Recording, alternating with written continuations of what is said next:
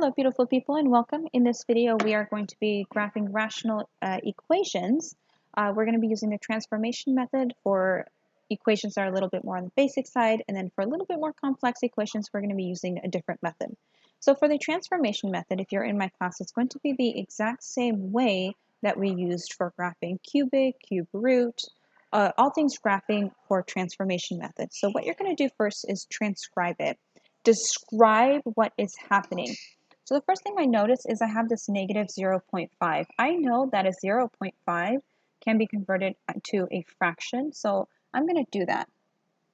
So I have 1 over negative 1/2 times x minus 3. And I'm also going to remove that negative. I don't want that negative in the denominator, and I don't want that fraction of 1/2 in the denominator as well. So I'm going to say 1 over negative 1/2 times 1 over x minus 3. And the reason we can do this is because if you were to multiply across, you would still get the original, what we had here. And once again, with that negative in the denominator and that 1/2 in the denominator, you can use a calculator if you need to, or you can recall that to divide a fraction, it is multiplying the reciprocal. But if we use a calculator, 1 divided by 1/2, that is a 2. But we have a negative, so I'm going to rewrite this as g of x is equal to negative 2 times 1 over x minus 3. Now the reason you want to do this is because this will now become your a value, or your vertical stretch or compression. So let's transcribe this using English language. Oh, and I forgot my +1, so let's add 1 here. Negative means we have a reflection across the x-axis. 2 means I have a vertical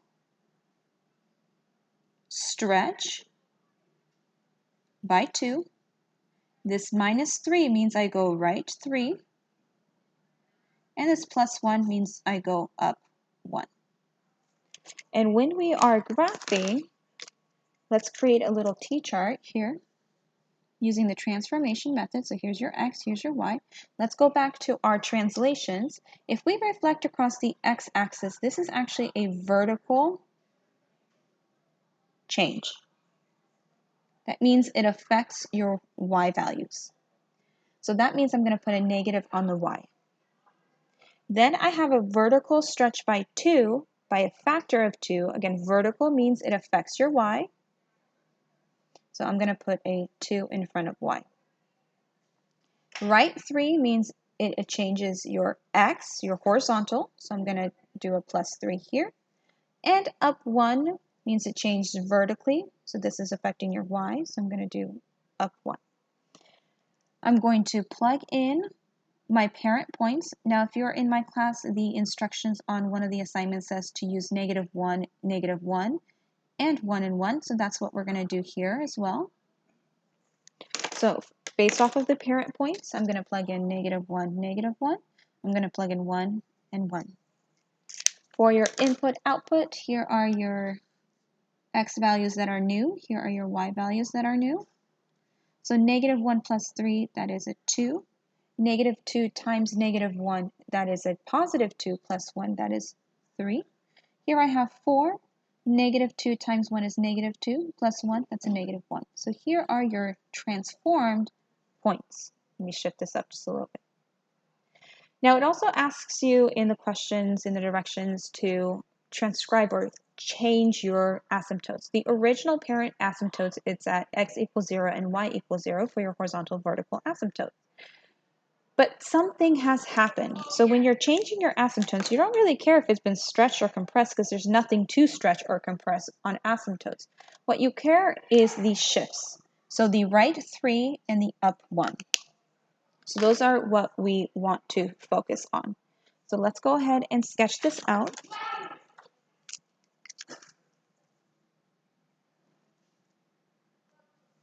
And this is going to be a rough sketch. So originally, I'm going to mark this with just a black line so you can see it.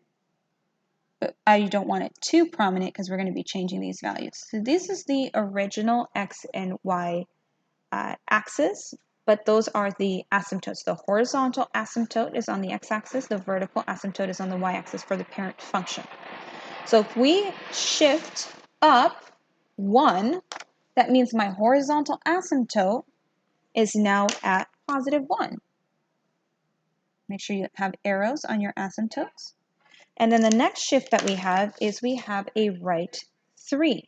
So if we go to the right, 1, 2, 3, that means my vertical asymptote is no longer on the y-axis, it's at x equals 3. So now here's your new x, here's your new y. Excuse me, not your new x or y. Here's your new asymptotes, vertical and horizontal. Now we're going to plot the 2 points that we have. So we have 2 and 3. Here's 1, 2, 3. Then we have we have 4. So this is 4 and negative 1 here. And because this is a rough sketch, that's all we need to sketch. So we're going to go curved inward, approaching the horizontal asymptote. We're not crossing it. And here we are approaching the vertical asymptote and the horizontal asymptote, but not actually touching it. So this is the graph for our original equation like this. So that's the transformation method. Now for the secondary method, we call it the other method. I'm going to call it the other method. I don't know exactly the name of it. This is where it gets a little bit more challenging because you have to find out what the vertical, the horizontal asymptotes are. If you have any holes, sometimes you have holes. So let's go ahead and go through some steps. Step number 1 is to identify if you have a vertical asymptote and what it is, horizontal asymptote what it is, and if there's a hole. For a horizontal asymptote, you're going to look at your exponents in the numerator and your denominator. So you're looking at the total degree of the function or the highest exponent in expanded form. If your exponents are the same, in this case they are. I have an exponent of 1 in my denominator and an exponent of 1 in my numerator. If that's the case, you're looking at your leading coefficient of the numerator and denominator and you're writing a fraction. So in this case, that's 3. So that means your horizontal asymptote is at y equals 3. Next, you're factoring. If there is something to factor, go ahead and do it. If not, you don't have to factor anything. So in this case, 3x minus 5 and x minus 1, there's nothing to factor, so we're going to leave it. So I'm just going to, not there, off to the side, rewrite it.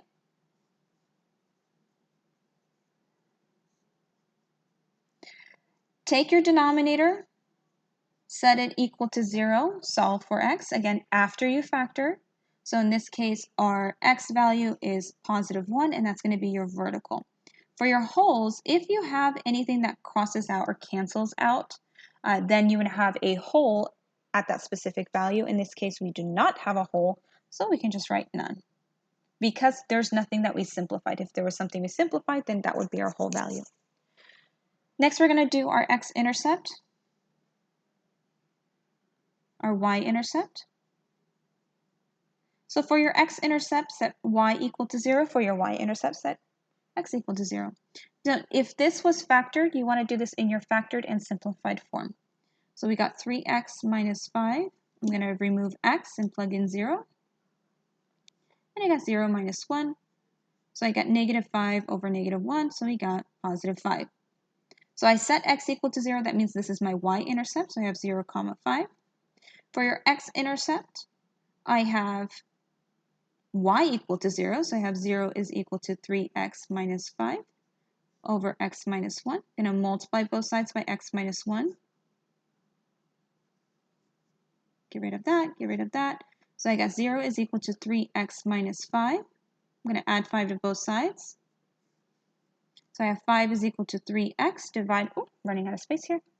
Divide by 3, divide by 3. So your x-intercept is at 5/3. So let's go ahead and sketch this out.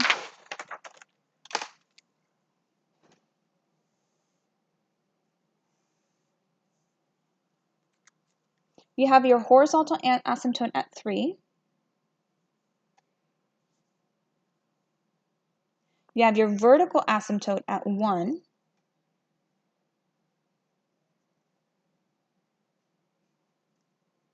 You have a point at 5/3 and 0 and 0, 5. So you 0, 1, 2, 3, 4, 5. 0, 5 is here. And then we have 5/3. 5/3 is converted, or you can do decimals if you want, or you can do mixed fraction. So that's about 1.6, so a little bit over than 1.5. So if this is 2, this is 1.5, so it's about here. And we have that as our x-intercept. So based off of what we saw in the previous example, with 1 point, you can kind of figure out where it is. In this case, we're going to just calmly do a curve this way, and then calmly do a curve this way. Sometimes you need more points than this. Absolutely, you need more points than this, but this is just a rough sketch. Now, both of these examples are a little bit on the more basic side. Sometimes you'll need more. There will be more holes. You'll need more plug and check, but this is the basic way to graph rationals. Thank you so much for watching. I'll see you next time.